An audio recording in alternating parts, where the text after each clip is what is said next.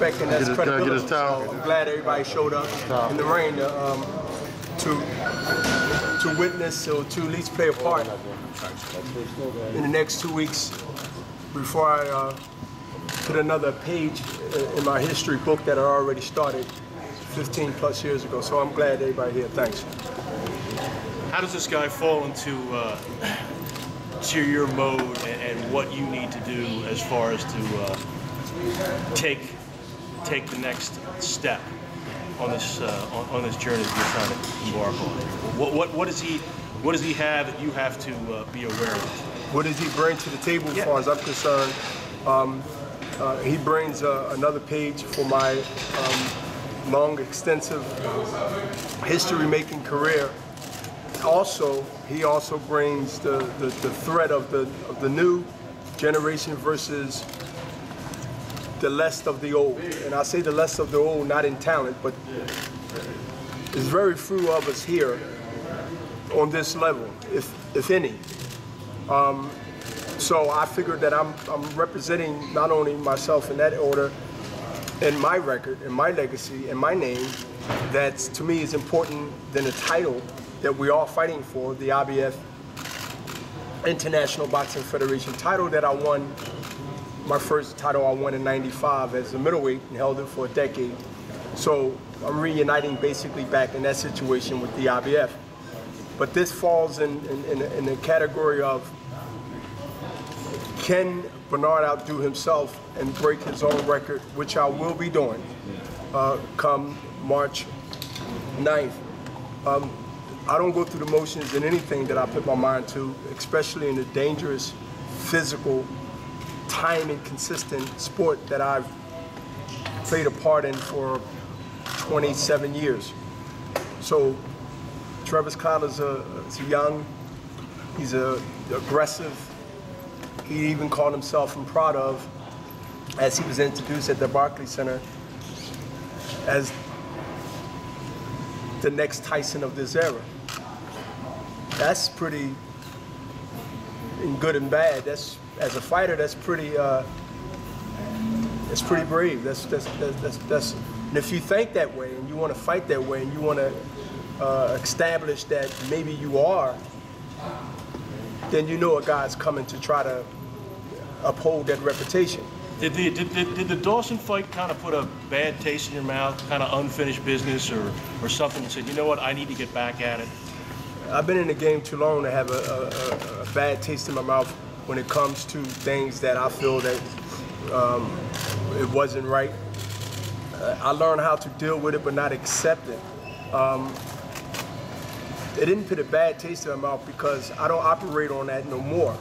Normally when I was younger and like in the boxing game, I usually operate on a bad taste in my mouth of some injustice that I might think that, or even not performing the way I should, either way it goes. I look at it as that I have something to defend. And that is something I'm very proud of, that I just don't want to just give and make a mockery of myself, and that is what? My legacy. My legacy, all due respects to any organization that have belts and titles for us fighters that need to have a commercial for ourselves as we in our career, is that to me nothing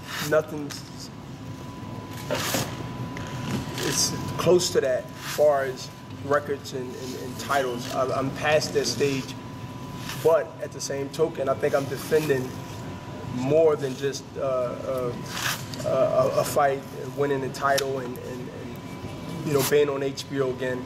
This is my legacy that I want to protect. I don't want my legacy, and I'm not going to have my legacy tarnished just because. I feel it'd be going backwards, and so that's why this thing is more important to me in the last couple of fights I fought. That, you know, my legacy is on the line, and most people here in this crowd understand, many years who follow me, how much of and how I am a proud guy of what I've achieved. And so I don't sell that short, and I don't put myself on a line to have someone who didn't do 1/3 of the work that I have put in all these years, and just be a winner on somebody's record and an embarrassment on mine. I just refuse to surrender to that type of mentality. So it's bigger than what you was asking me about bitter, about whether I had a nasty taste in my mouth. No, it's bigger than that. My legacy is on the line and my record is on the line. Anyone that beats Bernard Hopkins, anyone that stops Bernard Hopkins, anyone that embarrassed Bernard Hopkins, which haven't been done in boxing, physically, they become an instinct star. I don't have no problem with them reaching their dreams, but not on my dime, not on my watch. You know, and so I'm adamant and strong and determined on that note to take care of my business come March 9th on HBO. Bernard, you're known for basically shutting down your opponent's strength. Do you believe his strength is his aggressiveness, and is that maybe the key to this fight? I believe his aggressiveness will make a great fight. It will make an action-packed fight. And I think that when you have a guy that approach me reckless and have a guy that approach me with no respect of what can happen because he's thinking only himself first, and it's not anything wrong with that until you run into a guy like Bernard Hopkins, where your biggest strength up to now, up to March 9th, becomes something that worked against you. And if he can make those adjustments, then it's going to be a roller coaster fight on both sides. If he can't make those adjustments, you're going to see the rewind or the repeat of Kelly Pavlik and Bernard Hopkins in Atlantic City. So at the end of the day, it's going to be a thing where he's coming with the youth, he's coming with the strength, he's coming with the confidence, he's coming with all these things that you do need as a fighter. But I'm different, and I have to show that I'm different. On record of showing I've done different things. Yes, I've proven a lot of things that I've done different by setting records and making records myself. But that's the records. I think more people are interested in now and what's next in the future.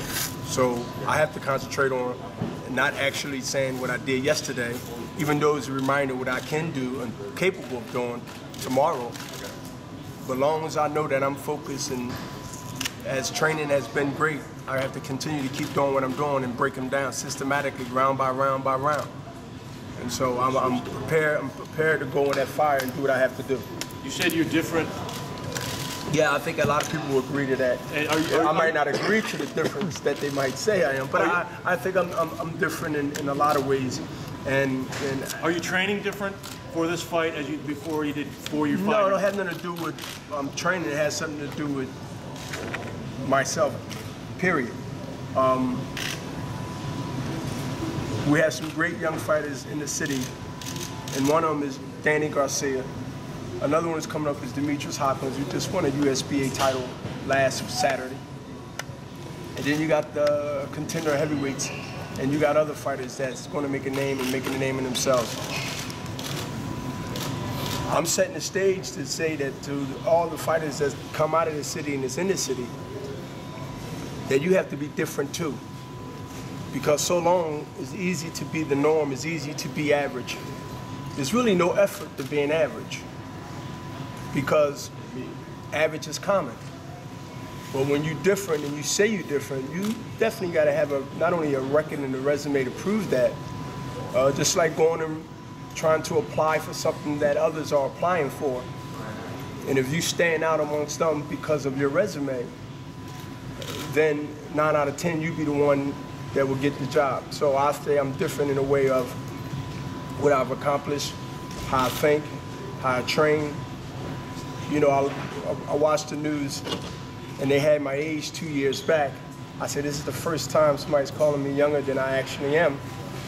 They said I was 46. Well, I'm 48 as of January 15th. You feel 48? I don't feel 48 because I don't know what 48 feels like. If I can ask a guy who's not Bernard Hopkins, that's younger, in his early 40s or late 30s, how he feel, he might say he feel like he's ready to die, and I might say why. He's, well, I'm taking this medication, I'm taking that medication, I'm taking that medication. But when you ask Bernard Hopkins, how do you feel at 48? It's not asking a regular guy. And that's why I without being cocky, without being sarcastic, that's why I say I'm different. And there's a rap song says I'm different out there. They play it all the time, named 2 Chainz. I understand that.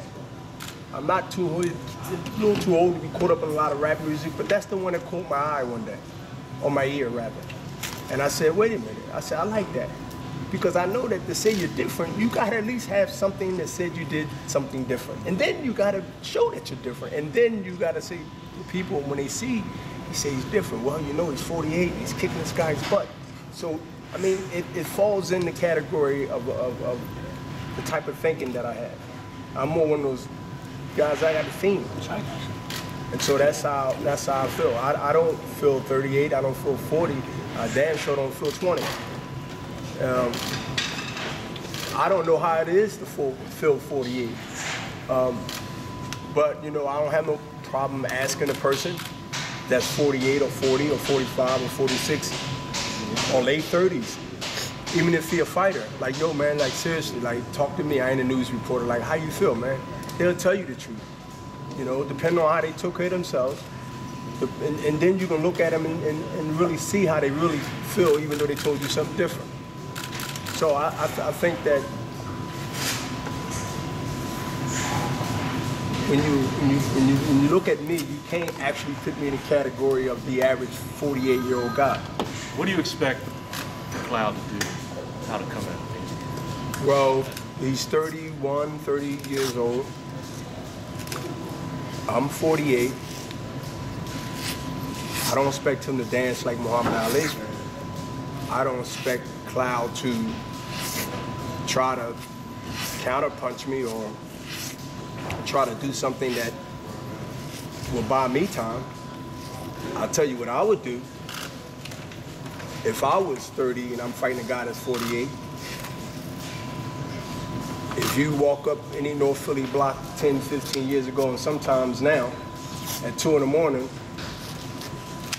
you'll probably 9 out of 10 get mugged or somebody jump on you.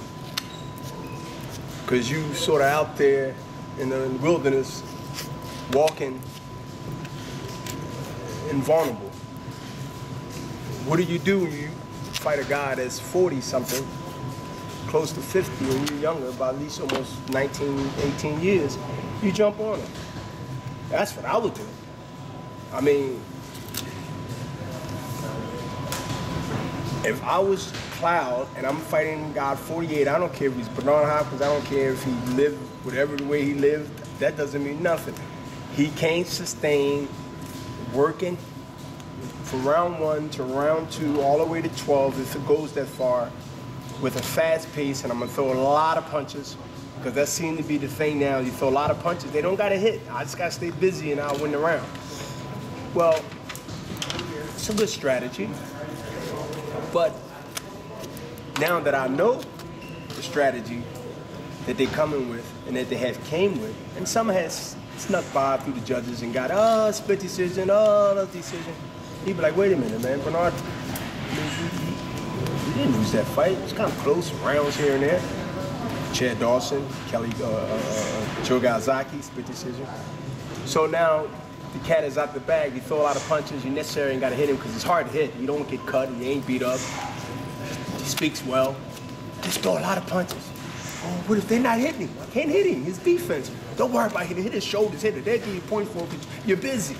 That's how boxing's changed. I stood around too long in the game where boxing is different, and we're different again. Boxing is different than the old pictures you see around here. Benny Briscoe, Bob Montgomery, Gypsy Joe, Benny Bass, Johnny Dackren, J-Rick. you see all these guys, you see Howard Johnson. Hip-hop's a little different now. And I'm not saying it's for the worse. I'm not saying it's for the bad. It's more substance than actually action. It's more what looks like what you're doing, and not more of what's being done. And so, I just got to step my game up a little bit, step my cardio up more. I throw punches, and even though I want to hit more than just look like I'm just throwing them. You learn to make those adjustments. If I'm going to stay around at this level, you know, doing it at least now the way I'm doing it, because I feel that I have to make those adjustments in a time that's moving so fast, where I've been around and stayed around so long, where the style that I fight is not Jack Johnson, it's not the 80s, not the 90s, but it ain't the 2000s.